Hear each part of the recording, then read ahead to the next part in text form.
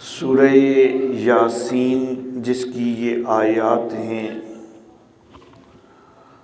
اس سورہ مبارکہ کا دعویٰ بھی اسی کے ضمن میں اللہ ذکر فرما رہے ہیں۔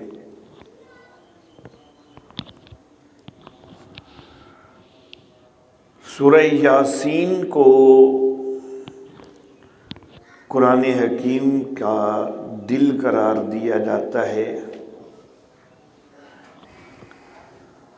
اور کسی بھی جسم میں دل کی جو اہمیت ہے وہ آپ اس سے واقف ہیں۔ تو اس لحاظ سے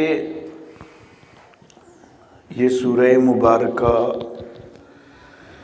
ایک خصوصی اور مرکزی حیثیت کی حامل ہے۔ ویسے تو رب ذوالجلال کے کلام کا ایک ایک حرف بھی بڑی خصوصی اہمیت رکھتا ہے، لیکن بہرحال بعض مقامات وہ ایسے ہوتے ہیں کہ جن کی اہمیت خاص طور پر زیادہ ہوتی ہے۔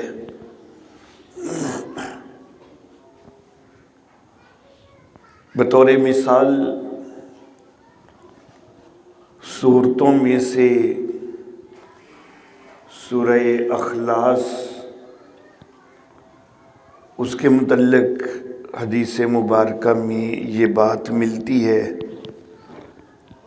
کہ اس کو 3 دفعہ پڑھ لیا جائے تو پورے قرآن حکیم کے پڑھنے کا ثواب ہے۔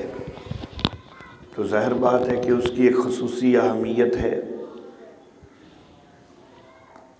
سورہ فاتحہ کو خود رحمت کائنات صلی اللہ علیہ وآلہ وسلم نے ام الکتاب فرمایا ہے، اس کی بھی ایک خصوصی اہمیت ہے۔ آیات میں سے اعظم الآیات آیت الکرسی کو کہا گیا ہے، اس کی ایک خصوصی اہمیت ہے۔ تو اسی طرح یہ سورہ یاسین جو ہے یہ قلب القرآن ہے، قرآن کا دل ہے، تو اس کی بھی ایک خصوصی اہمیت ہے۔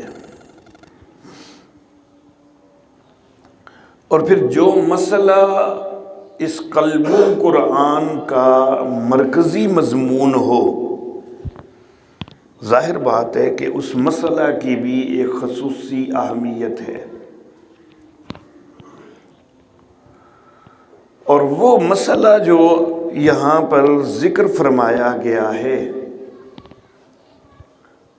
اس کا خلاصہ اور نچوڑ یہ ہے کہ اللہ سے کوئی زبردستی منوا سکنے والا کوئی نہیں۔ اللہ بے نیاز ہستی ہیں، کوئی زبردستی اللہ سے منوا لے، اللہ کی بارگاہ سے زبردستی کوئی چھڑا لے، ایسا نہیں ہو سکتا۔